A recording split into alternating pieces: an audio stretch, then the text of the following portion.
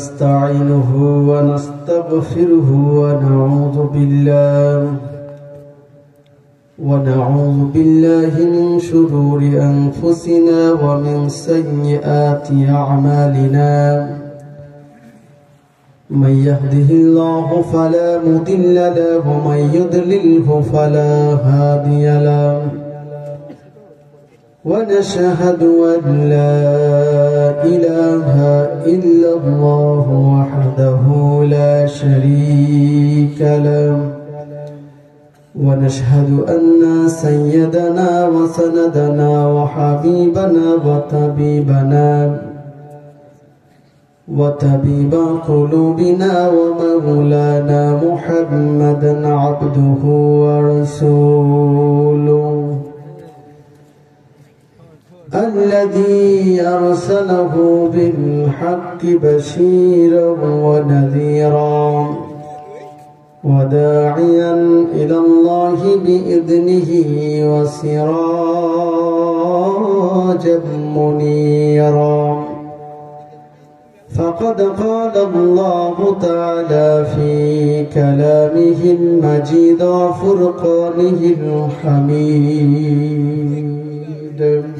সকলে জবান ছেড়ে আমার সাথে মহাগ্রন্থ আল কুরআনুল কারীম থেকে তেলাওয়াত করুন আউযু বিল্লাহি মিনাশ শাইতানির রাজীম বিসমিল্লাহির রাহমানির রাহিম إن الله يأمر بالعدل والإحسان وإيتاء ذي القربى وينهى عن الفحشاء والمنكر والبغي يعظكم لعلكم تذكرون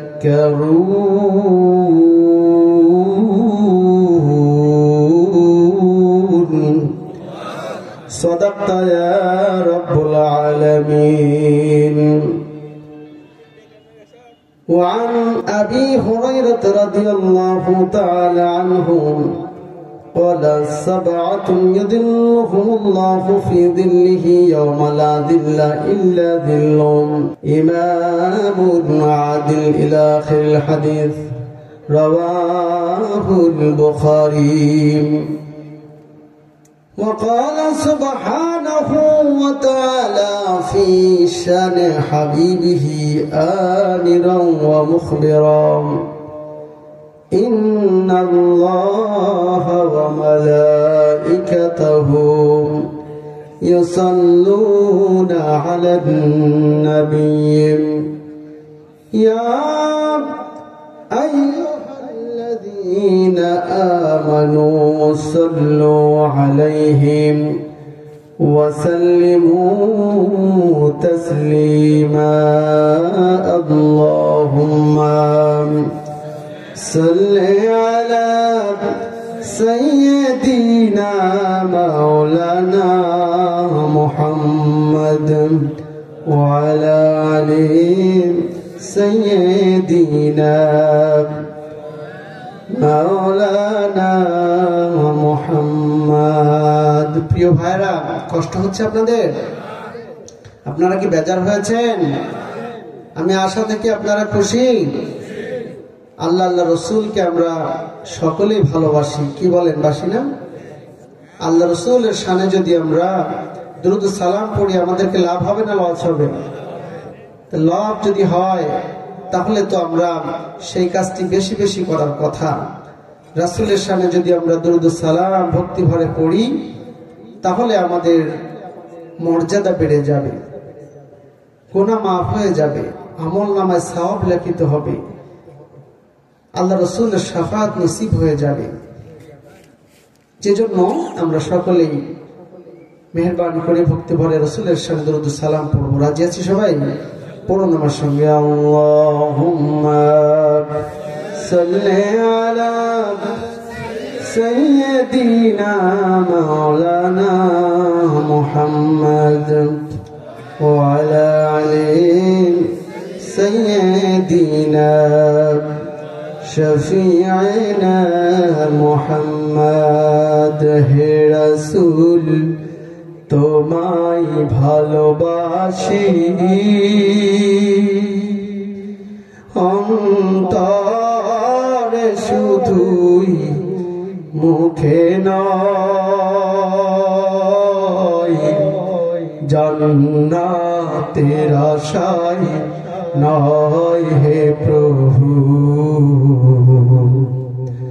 জাহান্নাম কেউ ডরি না। হে রাসূল তোমায় ভালোবাসি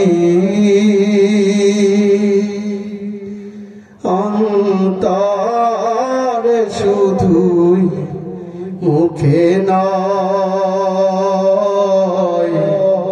জান্নাতের আশায় নয় হে প্রভু, জাহান্নাম কেউ ডরি না। তোমার পাওয়ার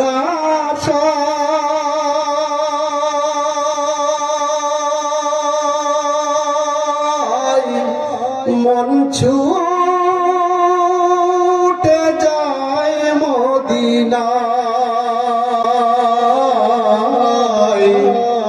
তোমার পাওয়ার আশায়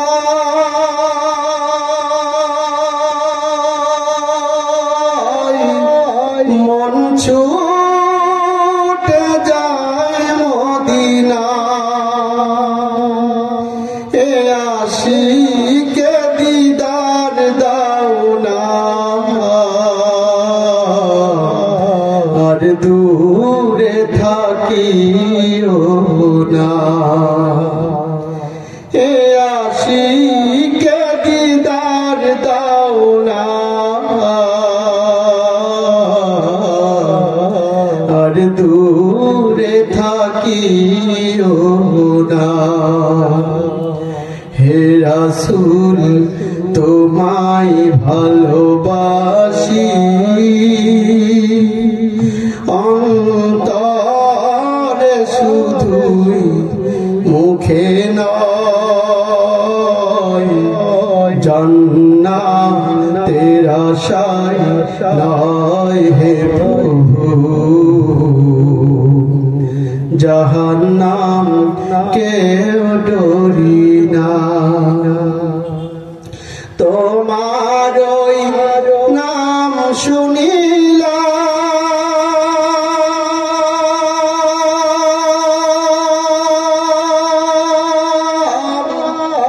এই চোখে দেখলাম না,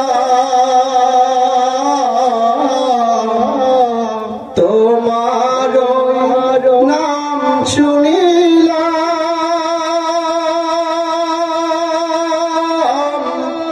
এই চোখে দেখলাম না।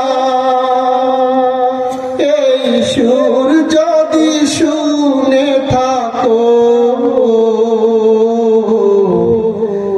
একবার দেখা দাও না। এই সুর যদি শুনে থাকো একবার দেখা দাও না। হে রাসূল তোমায় ভালোবাসি অন্তরে শুধুই মুখে নয়,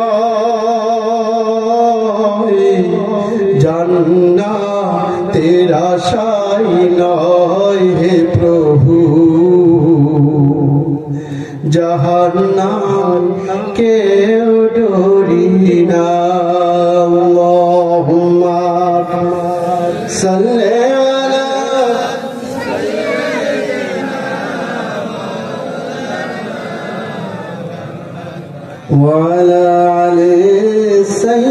مدینہ رسولنا محمد بلغ العلا بكماله كشف الدجى بجماله حسنت جميع خصاله صلوا عليه وآله मुझे कुछ मिले या न मिले मोहम्मद मिले यानी वो शाही जिससे अल्लाह मिले बलगल उला बिकमालिही कशफत दुजा बिजमालिही हसनत जमी खसालिही সাল্লু আলাইহি ওয়া আলিহি ওয়ারে শুকরগুজার হচ্ছি যে মহান মনিব আমাদেরকে দয়া করে মায়া করে ভালোবেসে বেশ অনেকদিন পরে হলেও আবারও সুন্দর একটি জান্নাতের পরিবেশে আসার বসার কোরআন হাদিস থেকে কিছু কথা বলা শোনার তৌফিক দিলেন। এজন্য আমরা খুশি হয়ে বলছি আলহামদুলিল্লাহ। আর জোরে বলেন আলহামদুলিল্লাহ। حمدا كثيرا طيبا مباركا فيه درود السلام পাঠ করছি সাইয়্যিদুল মুরসালিন খাতামুন নবিয়্যিন রাহমাতুল লিল আলামিন দো জাহানের বাদশা আমাদের সকলের প্যারা নবী এবং রাসূল যার আদর্শ এই পৃথিবীর বুকে সর্বশ্রেষ্ঠ আদর্শ। কথা বলেন ঠিক না ঠিক? যার চরিত্র এই পৃথিবীর মধ্যে সর্বশ্রেষ্ঠ চরিত্র, যার গুণাবলী এই পৃথিবীর মধ্যে সর্বশ্রেষ্ঠ গুণাবলী, এতে কোনো সন্দেহের অবকাশ নেই। কথা বলেন ঠিক না বেঠিক? সেই রাসূলের উম্মত হতে পেরে আমরা খুশি না বেজার? সেই রাসূলের শাফাত আমরা চাই কি চাই না? আসুন সেই রাসূলের প্রতি ভক্তি ভরা কণ্ঠে এই মুহূর্তে আবেগ তাড়িত হয়ে ছোট্ট দুরূদ ও সালাম সকলে পড়ে নেই, সকলে বলি সাল্লাল্লাহু আলাইহি ওয়াসাল্লাম। প্রিয় হাজিরিন, আমার একান্ত প্রিয় আপনজনেরা, আমি আজকের যে বিষয়ের উপরে কিছু কথা বলার ইচ্ছা পোষণ করেছি তা হলো সামাজিক সুবিচার প্রতিষ্ঠায় ইসলামের অনন্য দৃষ্টান্ত। দুয়ের অধিক সদস্য নিয়ে একটি পরিবার গঠিত হয়, কয়েকটি পরিবার নিয়ে একটি সমাজ গঠিত হয়। কথা বলেন ঠিক না বেঠিক? এই মহল্লা মানে আমাদের একটি সমাজ। সমাজে বসবাস করে অসংখ্য নারী পুরুষ মানুষ। প্রত্যেকেই সুবিচার চায়, প্রত্যেকেই চায় ন্যায় ইনসাফ ভিত্তিক সমাজ ব্যবস্থা। কথা বলেন ঠিক না বেঠিক? কিন্তু আজকে সেই সুবিচার, ন্যায় ও ইনসাফ ভিত্তিক সমাজ আমরা পাচ্ছি না। কারণ হলো যেখান থেকে সুবিচার আসবে, যেখান থেকে ন্যায় বিচার ইনসাফ প্রতিষ্ঠিত হবে, সেখান থেকে আমরা দিনে দিনে দূরে সরে যাচ্ছি। কথা বলেন ঠিক না বেঠিক? আজকে বাংলাদেশ 90% উপরে মুসলমানের বসবাসের একটি ভূখণ্ড, অথচ সেখানে নামধারী মুসলমানের সংখ্যা বেশি। সেখানে আসলে কামের মুসলমান, ইসলামের অনুসারী মুসলমান, ইসলাম মানার মতো, ইসলাম জানার মতো মুসলমানের সংখ্যা খুবই কম। কথা বলেন ঠিক না বেঠিক? সম্মানিত হাজিরিন, আল্লাহর রাসূল মুহাম্মদ সাল্লাল্লাহু আলাইহি সাল্লাম এবং খোলাফায়ে রাশিদান যারা এই পৃথিবীর বুকে ইনসাফপূর্ণ বিচার ব্যবস্থা কায়েম করেছিলেন, সুবিচার প্রতিষ্ঠা করেছিলেন, সেই সময় সেটা সম্ভব হয়েছিল। তার কারণ হলো তারা মহাগ্রন্থ আল কোরআনুল কারীম, আল্লাহ রসুলের সমহান বাণী এবং তাদের ইজতিহাদকৃত কোরআন হাদিসের সঙ্গে মিল রেখে, কোরআন হাদিসের সঙ্গে সাংঘর্ষিক না হয় এমন বিষয় নিয়ে তারা কিয়াস করেন, ইজতিহাদ করেন। আবার কখন উপস্থিত বিজ্ঞজন আলেম ওলামাদের পরামর্শের ভিত্তিতে চূড়ান্ত একটি সিদ্ধান্ত গ্রহণ করতেন। ইজমা উম্মত হিসাবে তারা সেটাকে গ্রহণ করতেন, যার কারণে তারা ইনসাফপূর্ণ ন্যায় ভিত্তিক সুবিচার প্রতিষ্ঠা করে সমাজের মাঝে শান্তি সুশৃঙ্খল একটি পরিবেশ উপহার দিয়েছিলেন। সকলে বলে সুবহানাল্লাহ। আজ যদি আমরা সেই সুখী সমৃদ্ধশালী সোনালী সমাজ করতে চাই, আজ যদি আমরা ইসলামের সেই হারিয়ে ফেলা সেই ঐতিহ্যকে ফিরিয়ে আনতে চাই, আজ যদি আমরা সুবিচার কায়েম করতে চাই, ইনসাফ ভিত্তিক বিচার ব্যবস্থা প্রতিষ্ঠা করতে চাই, তাহলে আমাদেরকে ফিরে যেতে হবে কোরআনুল কারীমের বিচার ব্যবস্থার দিকে ফিরে যেতে হবে। রাসূলের সুমহান বাণী হাদিসের দিকে আমাদের ফিরে যেতে হবে। যুগে যুগে এই পৃথিবীতে আসা সে সকল ইসলাম প্রিয় তাওহীদি জনতা, যারা আলেম ওলামা ছিল, যারা বুজুর্গানে দিন ছিল, যারা এমনি ভাবে ইসলাম যথাযথভাবে জেনেছে মেনেছে, ইসলামী সমাজ প্রতিষ্ঠার জন্য কাজ করেছে, তাদের মতো করে তাদের যদি সেই আদর্শ আমরা অনুসরণ করতে পারি, আল্লাহর কসম করে বলি আবারও আমাদের সমাজে সুখী সমৃদ্ধশালী শান্তিপূর্ণ সমাজ বিনির্মাণ হবে। কথা বলেন ঠিক না বেঠিক? প্রিয় উপস্থিতি আমার, সুবিচার প্রতিষ্ঠার গুরুত্ব অনেক বেশি। এই সমাজে সুবিচার না থাকবার কারণে নানা রকমের অপকর্ম সংঘটিত হচ্ছে। আজকে বিচারক বলতে শুধু আদালতের বিচারক নন, আমাদের সমাজে নিম্ন পর্যায় থেকে শুরু করে একেবারে উচ্চ পর্যায় পর্যন্ত যেখানেই যে বিষয়ের সমস্যার সমাধানে যার উপরে দায়িত্ব দেওয়া হয়, যেই সেই বিচারের জন্য বিভিন্ন রকমের সমাধানের জন্য কাজ করেন, তারাও কিন্তু সেই পর্যায়ের মানুষ। সুতরাং তাদের উপর এই একই বিধান প্রযোজ্য হবে। সুতরাং শুধু আমরা মনে করলে হবে না যে শুধুমাত্র আদালতের বিচারকরাই সুবিচার কায়েম করবে। শুধু তাই নয়, একটি গ্রামে একটি পাড়া মহল্লায় যখন কোনো সমস্যা তৈরি হয়, তখন আমরা দেখতে পাই সমাজপতি যারা সমাজের মেম্বার চেয়ারম্যান বা অন্য মুরব্বিয়ান ইকরাম যারা সম্ভ্রান্ত, তাদেরকে দিয়ে বিচারের সালিশের সমাধান করা হয়। অথচ তারা কোরআন হাদিসের জ্ঞান না থাকবার কারণে, ইসলামের ইতিহাস না জানবার কারণে, তাদের ভিতরে ঈমান বদ্ধমূল না থাকবার কারণে, তারা রাসূলের আদর্শের অনুসারী না হবার কারণে অনেক সময় পক্ষপাতিত্ব করেন, অনেক সময় দলবাজি করেন, অনেক সময় স্বজনপ্রীতি করেন, যার কারণে বিচারহীনতার মধ্য দিয়ে একজন দুর্বল শ্রেণীর মানুষ, যার কেউ নাই, যার টাকা পয়সা নাই, যার বড় পর্যায়ের ক্ষমতাসীন কেউ নাই, সে আসলে বিচারের নামে প্রহসনের শিকার হয়ে যায়। কথা বলেন ঠিক না বেঠিক? সমাজের নিম্ন স্তর থেকে শুরু করে একটি দেশের উচ্চ পর্যায় পর্যন্ত প্রত্যেকটা স্তরে যারা এই বিচারের দায়িত্বে রয়েছেন, তাদেরকে ইনসাফ কায়েম করতে হবে, তাদেরকে সুবিচার প্রতিষ্ঠা করতে হবে। আর এই কাজ যদি করতে হয়, তাহলে অবশ্যই অবশ্যই তাদের কোরআন হাদিসের জ্ঞানী হতে হবে। তাদেরকে অবশ্যই অবশ্যই আল্লাহ রাসূল সাহাবা আজমাইন এবং যারা এনাকে পৃথিবীতে সুবিচারের কায়েম করেছে, সুবিচারের প্রতিষ্ঠার কথা বলেছেন, তাদের সেগুলো ইতিহাস জানতে হবে, তাদের বিচার ব্যবস্থা সম্পর্কে জানতে হবে। তাহলেই তাদের থেকে আমরা সুফল পাবো। এবং সে সকল বিচারকদের প্রকৃতার্থে সত্যিকারের মুমিন হতে হবে, সত্যিকারের ঈমানওয়ালা হতে হবে, মুত্তাকি পরহেজগার হতে হবে। তাহলে আমরা অবশ্যই সুবিচার পেয়ে ধন্য হয়ে যাব। আমাদের এই পৃথিবীর জিন্দেগি অবশ্যই অবশ্যই শান্তিময় হয়ে যাবে। আল্লাহ রাসূল বলেছেন, কুল্লুকুম রাইন ওয়া কুল্লুকুম মাসউলুন আন রায়াতিহি।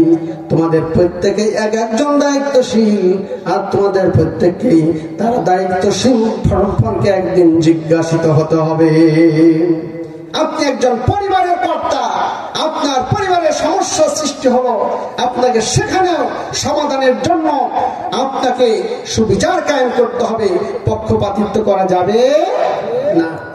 এখন একজন ব্যক্তি আল্লাহ রাসূল সাল্লাল্লাহু আলাইহি সাল্লামের দরবারে তার কলিজার টুকরা সন্তানকে নিয়ে উপস্থিত করলেন। আল্লাহ রাসূল সাল্লাল্লাহু আলাইহি সাল্লামের সাথে কথা বলার এক পর্যায়ে ওই সাহাবী তিনি বললেন, আমি আমার এই কলিজার টুকরা সন্তানকে একটি গোলাম উপহার দিয়েছি। আল্লাহ রাসূল জিজ্ঞাসা করলেন, ও সাহাবী, তোমার এই সন্তানকে যেমনি ভাবে তুমি একটি গোলাম দিয়েছ আর অন্য তোমার সন্তানদের কেউ কি দিয়েছ? সাহাবী বললেন, না, আমি তা দেইনি। আল্লাহ রাসূল বললেন, এটা তুমি ঠিক করনি। তুমি যদি তোমার একটি সন্তানকে একটি গোলাম উপহার দিতে পারো, তোমার প্রতিটি সন্তানকেই তা দিতে হবে। আর যদি না দাও তাহলে কেউই পাওয়ার উপযুক্ত হবে না। এটা পারিবারিক জীবনের সুবিচারের দৃষ্টান্ত দিয়েছেন। প্রিয় উপস্থিতি, আমার প্রত্যেকটা বিচারককে মনে রাখতে হবে, এই বিচার শেষ বিচার নয়। একদিন আহকামুল হাকিমিন, মহান রব্বুল আলামিন, তিনি একজন বিচারের আসনে বসবেন কিনা প্রিয় ভাইরা? এই ইহকাল শেষ হয়ে গেলে পরকালীন জিন্দেগিতে এই পৃথিবীর কৃতকর্মের সমস্ত কাজ কারবারের সমস্ত অন্যায় অপরাধের হিসাব একদিন আল্লাহর আদালতে দেওয়া লাগবে। আল্লাহ পাক রব্বুল আলামিন সূরাতুত তিনের সর্বশেষ আয়াতে কারিমায় এজন্য বলেছেন, আলাইসাল্লাহু বিআহকামিল হাকিমিন।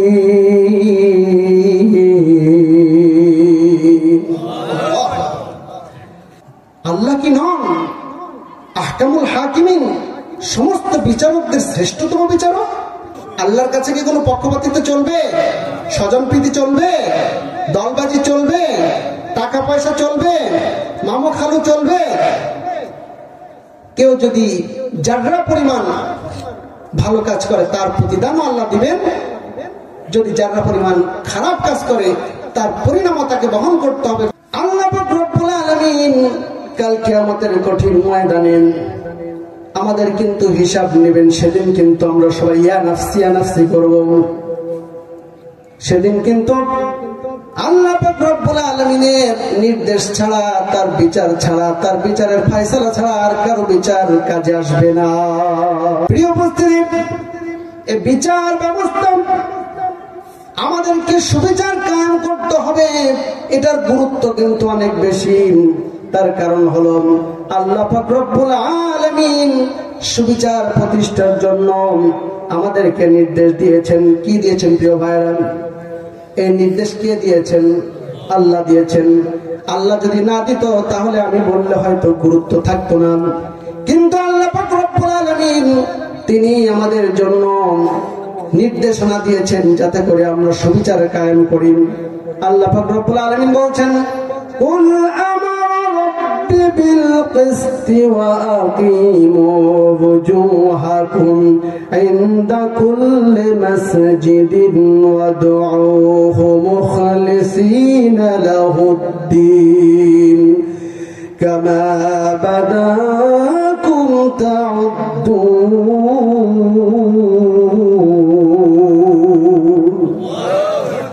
আল্লাহ পাক রব্বুল আলামিন বলেন, বলুন আমার রব নির্দেশ দিয়েছেন ন্যায় বিচারের জন্য, আর তোমরা প্রত্যেকে সাজদা বা ইবাদতে তোমাদের লক্ষ্য যেন হয় একমাত্র আল্লাহকে নির্ধারণ করা, এবং তার করতে বিশুদ্ধ চিত্ত হয় একনিষ্ঠ ভাবে তাকে ডাকো।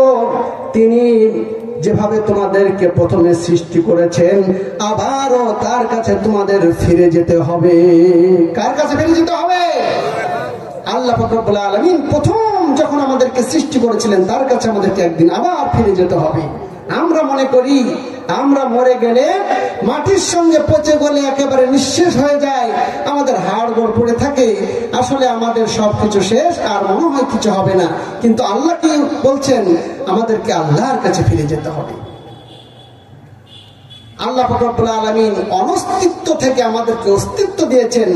কোন নাম নিশানা ছিল না আমাদের, সেখান থেকে আমাদেরকে বানিয়েছেন কে?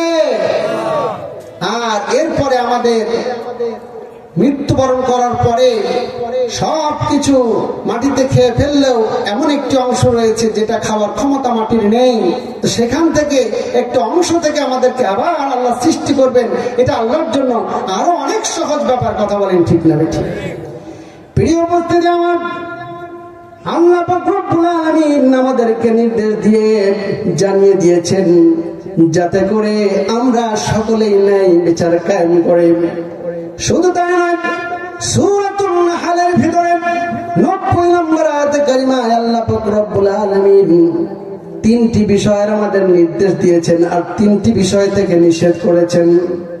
আল্লাহ পাক রব্বুল আলামিন বলছেন, ইন্নাল্লাহা ইয়া'মুরু বিল আদলি ওয়াল ইহসানি ওয়া ইতা'i যিল কুরবা ওয়া ইয়ানহা আনিল ফাহশাই ওয়াল মুনকারি ওয়াল বাগই। নিশ্চয় আল্লাহ তোমাদেরকে নির্দেশ দিচ্ছেন ন্যায় বিচারের এবং সদাচরণ করবার এবং তোমাদের নিকট আত্মীয়দের অধিকার বুঝে দেবার, তাদের প্রাপ্য হককে তাদেরকে প্রদান করবার। আর নিষেধ করছেন তোমাদেরকে অশ্লীলতা, ওয়াল মুনকার তথা অসৎ কর্ম করা থেকে, ওয়াল বাগই তথা বাড়াবাড়ি সীমা লঙ্ঘন করা থেকে আল্লাহ নিষেধ করছেন। সকলে বলি আল্লাহু আকবার। এই কথাগুলো আল্লাহ পাক রব্বুল আলামিন নিজে ওয়াজ করার ঘোষণা দিয়ে বলছেন, ইয়াইদুকুম লাআল্লাকুম তাযাক্কারুন।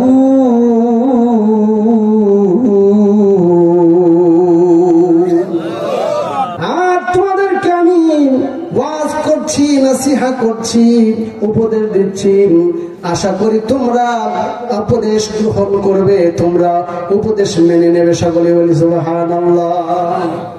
তাহলে আল্লাহ পাক রব্বুল আলামিন আমাদেরকে কিন্তু নির্দেশ করলেন, যেটা আল্লাহ নির্দেশ করেন সেটা কি কোনো মামুলি ব্যাপার হতে পারে?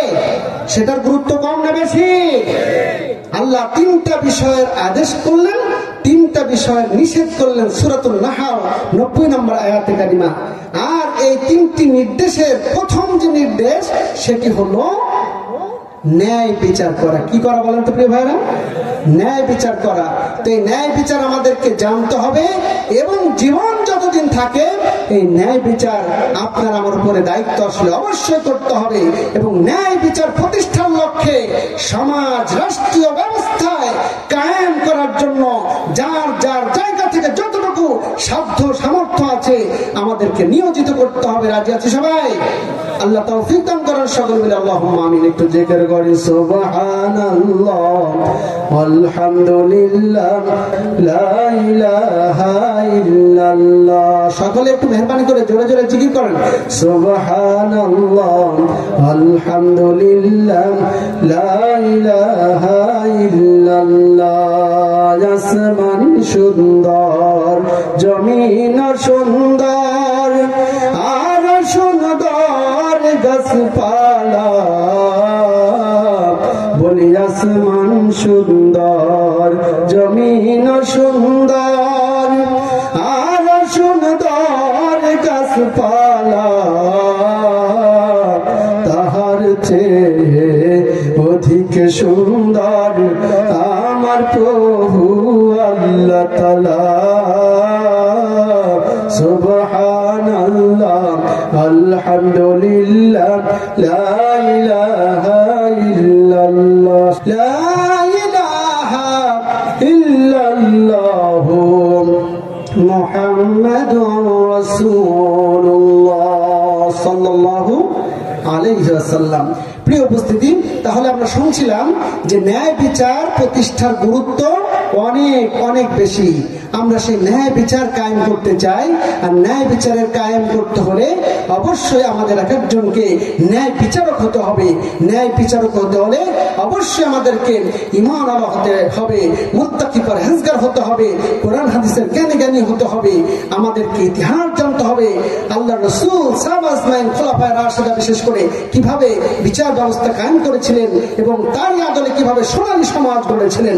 সকলে বলে আল্লাহু আকবার। প্রিয় উপস্থিতি, আমরা যদি সুবিচার কায়েম করতে চাই তাহলে অবশ্যই সুবিচার প্রতিষ্ঠার গুরুত্ব বুঝতে হবে। আমি প্রথমেই বলেছি এটার গুরুত্ব এত বেশি যে আল্লাহ পাক রব্বুল আলামিন আমাদেরকে নির্দেশ করেছেন। আল্লাহ যেটা কোরআনে নির্দেশ করেন সেটা বান্দার জন্য ওয়াজিব হয়ে যায়, ফরজ হয়ে যায়। আপনারা সকলেই জানেন ইসলামী শরীয়তের যত বিধিবিধান আমরা পালন করে থাকি, গুরুত্ব বিবেচনায় এগুলোকে বিভিন্ন ক্যাটাগরি করা হয়েছে, বিভিন্ন শ্রেণী বিন্যাস করা হয়েছে। প্রথমে স্থান হলো ফরজের, তারপরে ওয়াজিব, তারপরে সুন্নাত, তারপরে নফল। কথা বলেন ঠিক না বেঠিক? তাহলে সবার চেয়ে গুরুত্ব বেশি কার? তো বলেন, ফরজের গুরুত্ব বেশি।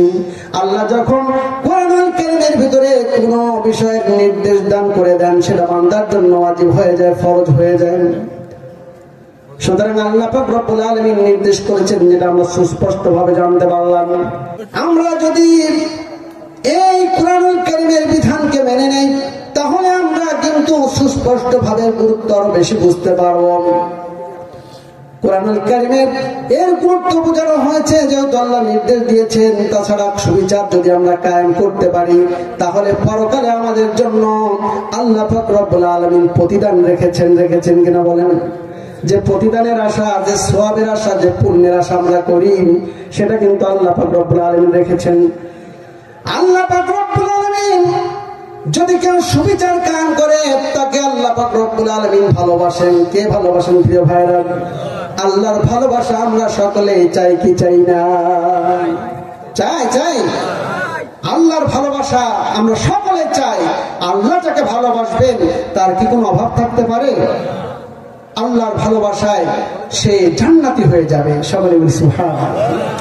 আল্লাহ পাক রব্বুল আলামিন কোরআনুল কারীমের ভিতরে বলছেন, فَإِنْ فَاءَتْ فَأَصْلِحُوا بَيْنَهُمَا بِالْعَدْلِ وَأَقْسِطُوا إِنَّ اللَّهَ يُحِبُّ الْمُقْسِطِينَ।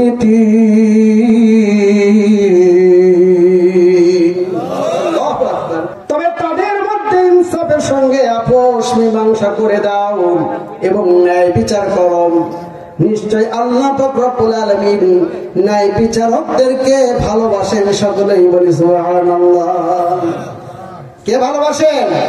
আল্লাহ পাক রব্বুল আলামিন। এজন্য আমাদেরকে ন্যায় বিচারক হতে হবে, ন্যায় বিচার প্রতিষ্ঠার লক্ষ্যে কাজ করতে হবে। প্রিয় উপস্থিতি, আপনি আমি যদি ন্যায় বিচারক হতে পারি, তাহলে আল্লাহ পাক রব্বুল আলামিনের আরশে আজিমের ছায়াতলে আমরা আশ্রয় পেয়ে যাব। কথা বলছেন প্রিয় ভাইরা? একদিন আমরা পৃথিবীতে থাকবো না, মৃত্যুর কোলে আমাদেরকে ঢলে পড়তে হবে। যখন আমাদের নির্দিষ্ট সময় শেষ হয়ে আসবে, মৃত্যুর ফেরেশতা হযরতে আজরাইল আলাইহিস সালাম আমাদের শিয়রে এসে হাজির হয়ে যাবে, আমাদের জানটি কবজ করে নিয়ে চলে যাবেন। কালকে আমাদের কঠিন ময়দানে প্রত্যেকে ইয়া নাফসি করবে। কেউ কারো পরিচয় দিতে চাইবে না, কারণ মনে করবে আমার কাছে হয়তো সে কিছু চাইতে পারে, আমার নিজেরই প্রয়োজন, আমি আর কাউকে কি দেব। সে যত বড় আপনজনই হোক না কেন, হতে পারে বাবা, হতে পারে মা, হতে পারে পরম সেই সঙ্গিনী স্ত্রী, হতে পারে কলিজার টুকরা সন্তান, হতে পারে ভাই, হতে পারে আপনার পরম বন্ধু, কিন্তু কোনো কাজে আসবে না। সকলেই সবার জন্য ব্যতিব্যস্ত হয়ে যাবে, কেউ কারো পরিচয় দিতে চাইবে না। তখন আমাদের মাথার অর্ধ হাত পরে সূর্য নেমে আসবে, মাথার ভেতরে মগজগুলো টকবক করে ফুটতে থাকবে, নাক কান দিয়ে ঘেলুগুলো টপ টপ করে বেরিয়ে যাবে। সেই কঠিন মুহূর্তের দিনে আমাদের একটু ছায়ার, একটু আশ্রয়ের প্রয়োজন হবে কিনা প্রিয় ভাইরা?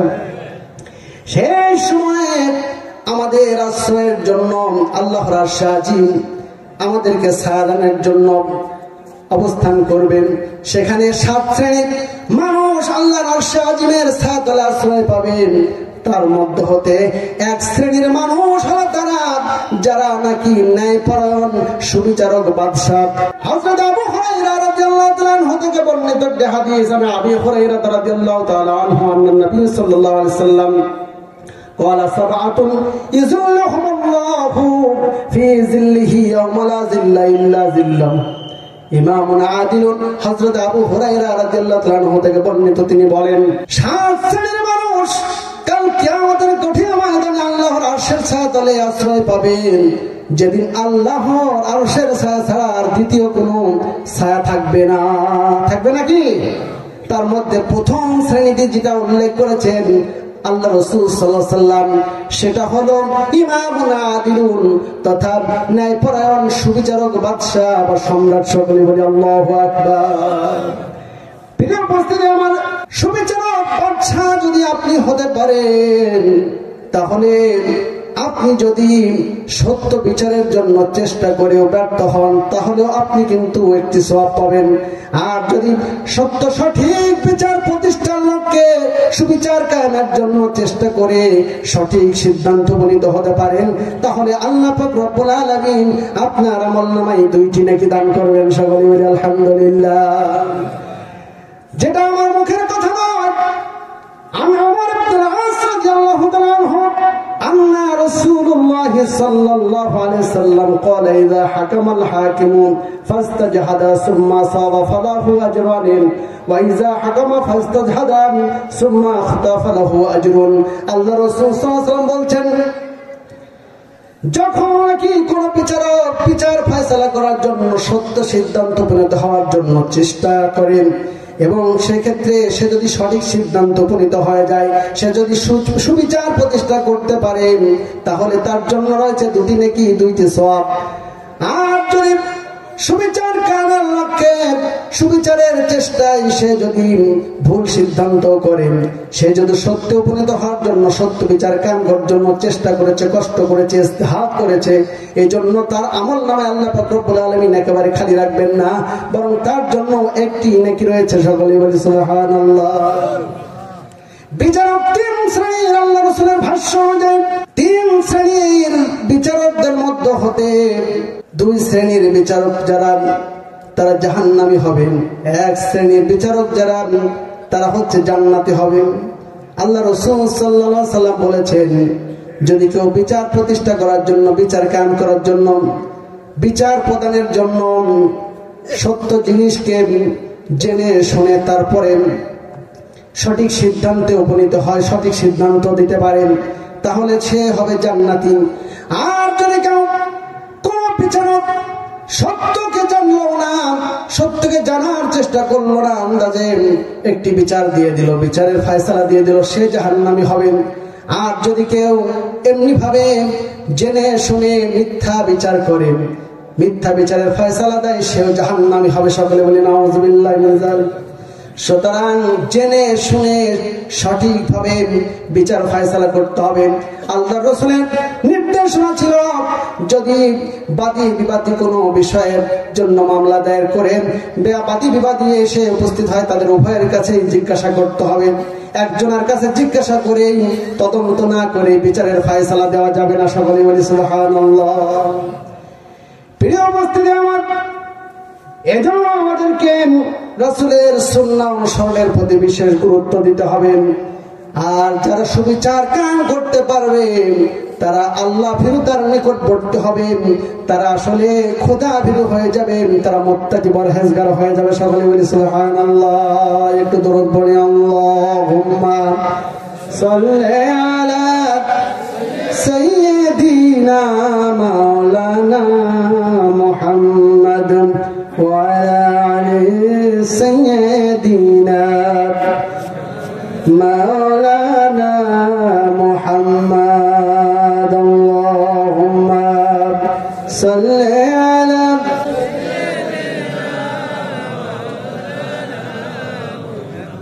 ওয়া আলা আলি সাইয়্যিদিনা মাওলানা মুহাম্মাদ। আকাশের ওই তারাগুলি, আকাশের ওই তারাগুলি ঝিলমিলি ঝিলমিলি জ্বলছে, ডালে ডালে ফুলগুলি সরবে দুলছে। রাসূল এসেছে, হাবিব এসেছে, রাসূল এসেছে, হাবিব এসেছে।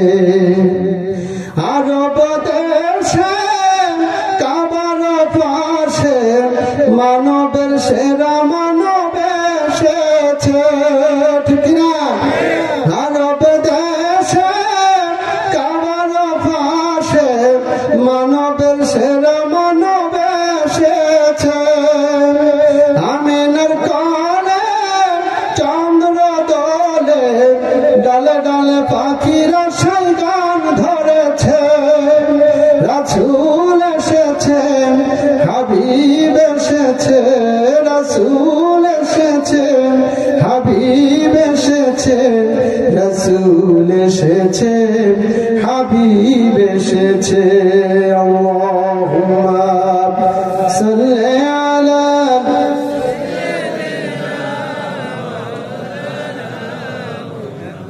ওয়া আলা আলি সাইয়্যিদিনা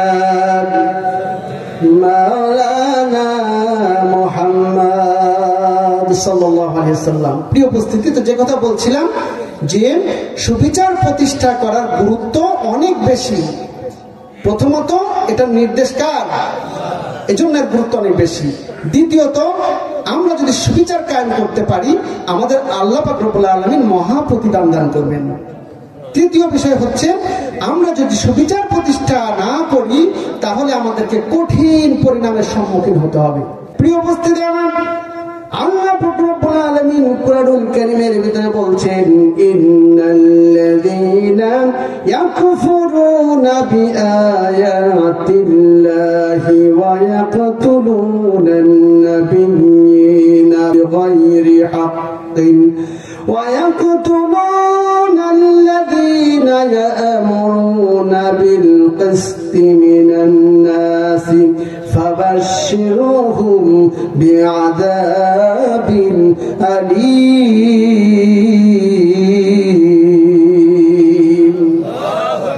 আল্লাহ পাক রব্বুল আলামিন বলেন, নিশ্চয় যারা আল্লাহর আয়াত সমূহে অবিশ্বাস করে, অন্যায় ভাবে নবীদেরকে হত্যা করেন এবং মানুষের মধ্যে যারা ন্যায়পরায়ণতার নির্দেশ দেয় তাদেরকে হত্যা করেন, আপনি তাদেরকে মর্মন্তুদ শাস্তির দুঃসংবাদ দিয়ে দিন। সকলে বলি নাউযুবিল্লাহ। তাহলে আল্লাহ তিনটা কথা বলেছেন, যারা আল্লাহর আয়াত সমূহকে অস্বীকার করে, অবিশ্বাস করে। দ্বিতীয়ত যারা নাকি অন্যায় ভাবে নবীদেরকে হত্যা করে। আর তৃতীয় হচ্ছেন যারা ন্যায় বিচার প্রতিষ্ঠা করে, তাদেরকে যারা হত্যা করে আল্লাহ বলছেন তাদের জন্য কঠিন শাস্তি অপেক্ষা করছে, মর্মন্তুদ শাস্তি রয়েছে। পরিশেষে আল্লাহ রব্বুল আলামিন আমাদেরকে পরের আয়াতে আরো বলছেন, উলাইকা আল্লাযীনা হাবিতাত আ'মালুহুম ফিদ দুনিয়া ওয়াল আখিরা ওয়া মা লাহুম মিনান নাসিরিন।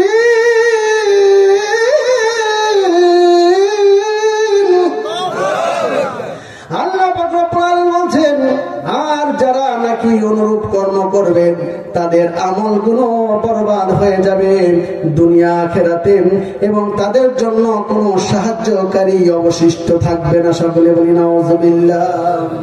সুতরাং আমাদের আমলগুলো যদি আমরা বরবাদ করতে না চাই, আমরা যদি দুনিয়া এবং আখিরাতে কামিয়াব হতে চাই, এবং সেই সাথে আমরা যদি আমাদের সাহায্যকারী পেতে চাই, তাহলে অবশ্যই আমাদেরকে ন্যায় বিচার প্রতিষ্ঠা করতে হবে। আল্লাহ যেন তৌফিক দান করেন। সকলে বলি আল্লাহুম্মা আমিন।